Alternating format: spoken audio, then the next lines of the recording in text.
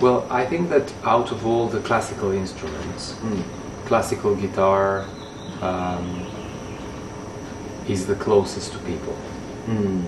Because guitar as a guitar is the most popular instrument in the world. And classical guitar and the repertoire which is written for it, without any artistic compromises or adjustments, can be felt and can be understood by the most educated of people, and equally of the people who just like with music and don't have the education in classical music.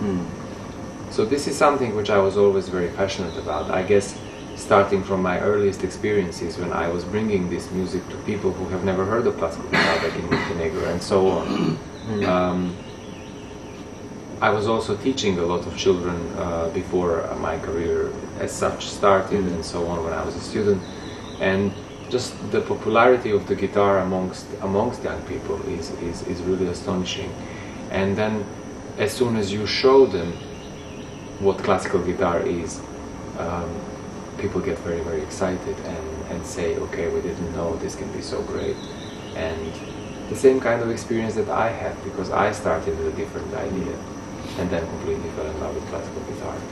So it is the most accessible and the most beautiful instrument you can possibly imagine. And promoting this CD has taught me a lot of things and has showed me that in so many different cultures and in so many different places, classical guitar stays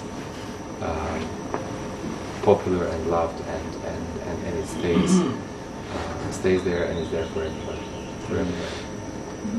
I guess in Hong Kong, because when people think of classical music, they think of sort of orchestras, and then you sort of hardly find sort of guitarists in a big orchestra when you sort of go to performance. It's not an orchestral instrument. Yeah, because it's not. So people might have sort of a very little knowledge about this instrument, but I think in Hong Kong it's definitely growing, because one of my friends, he's a classical guitarist in Hong Kong, and then he's sort of trying very hard to promote sort of this instrument and this sort of genre of music.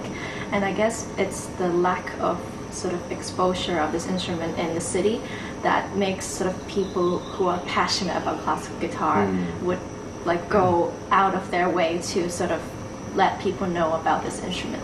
So I guess Hong Kong, it's a very funny city, I think, because sometimes you lack of something, but then it sort of triggers some people who really want this sort of instrument to shine, would do a lot more, or would sort of fight with sort of fire in their heart to actually show people in Hong Kong that there are classical guitarists in Hong Kong. And then I think I really hope that sort of classical guitar we can see a lot more in Hong Kong, hopefully in the next couple of years, because I have faith in my friend. Yeah.